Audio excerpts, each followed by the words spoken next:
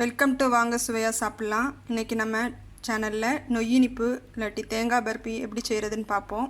இது தூத்துக்குடியில் ரொம்ப ஃபேமஸான கிறிஸ்மஸ் டைம் ஸ்நாக்கில் ஒன்று. நம்ம வாங்க வீடியோக்குள்ளே போய் பார்க்கலாம் எப்படி செய்கிறதுன்னு.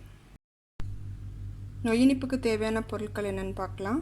1 கப் ரவை, 1 கப் சுகர், அதே கப் அளவுக்கு கோகோனட் எடுத்திருக்கேன் திருவுனது, கொஞ்சம் கேஷ்யூ நட், கொஞ்சம் கிஸ்மிஸ், கேக் விதை, இது ஆப்ஷனல் தான். இப்போது நம்ம நொய்யினிப்பு எப்படி செய்கிறதுன்னு பார்க்கலாம். இப்போ சுகர் ஆட் பண்ணி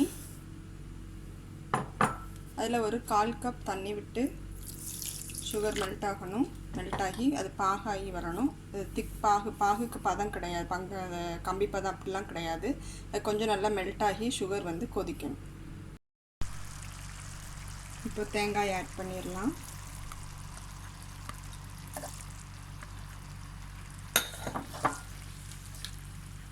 ஒரு பிஞ்ச் சால்ட் ஆட் பண்ணிக்கலாம்.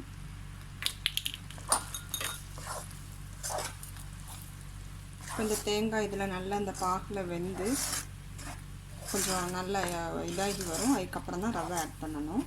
வெயிட் பண்ணுவோம். பாருங்கள், நம்மளுடைய இந்த தேங்காயோட சேர்ந்து இந்த பாகு ரெடி ஆகிட்டுருக்கு.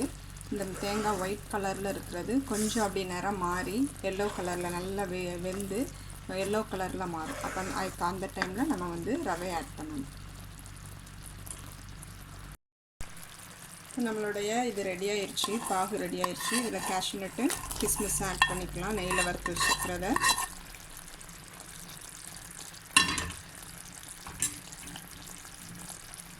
அப்புறமா இந்த கேக் சீட் சொன்னேன் இல்லையா, இதுதான் அந்த கேக் சீட். அதை வந்து இப்படி கையால் லைட்டாக கசக்கிட்டு இதில் அப்படி ஆட் பண்ணிடணும். அவ்வளோதான்.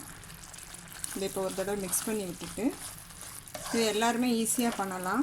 சப்போஸ் நம்ம வந்து அந்த நேரத்துக்கு முன்னாடி எடுத்துட்டோம்னா அதில் வந்து இப்போது டைட் ஆகலை, இருகலை அப்படின்னா திரும்ப நம்ம இதில் பாத்திரத்தில் ஆட் பண்ணி கொஞ்சோல ரவை ஆட் பண்ணிக்கலாம். இப்போ தண்ணியாக இருக்குன்னா ரவை ஆட் பண்ணிக்கலாம். ரவை இப்போது ரொம்ப இறுகிட்டுனா லைட்டாக சுடு தண்ணி ஆட் பண்ணோம்னா சரியாயிடும். இது ரொம்ப ஒன்றும் பெரிய வேலையெல்லாம் இல்லை. இப்போ ரவை ஆட் பண்ணிடலாம். ரெடி ஆயிடுச்சு. ஆல்மோஸ்ட்டு கிண்டிகிட்டே இருக்கணும்.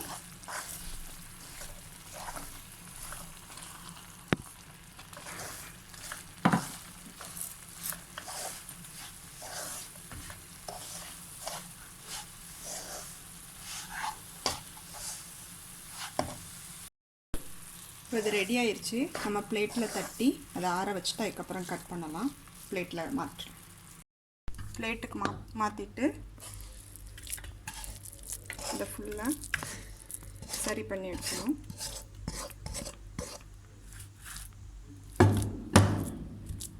வேறு இன்னொரு ஸ்பூனில் கீ அல்லது ஆயில் தடவிட்டு அதை எல்லா பக்கம் ஸ்ப்ரெட் பண்ணி விடணும். ஸ்ப்ரெட் பண்ணிவிட்டு காட்டுறேன்.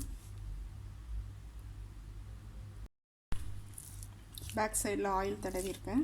அப்போ இதில் வந்து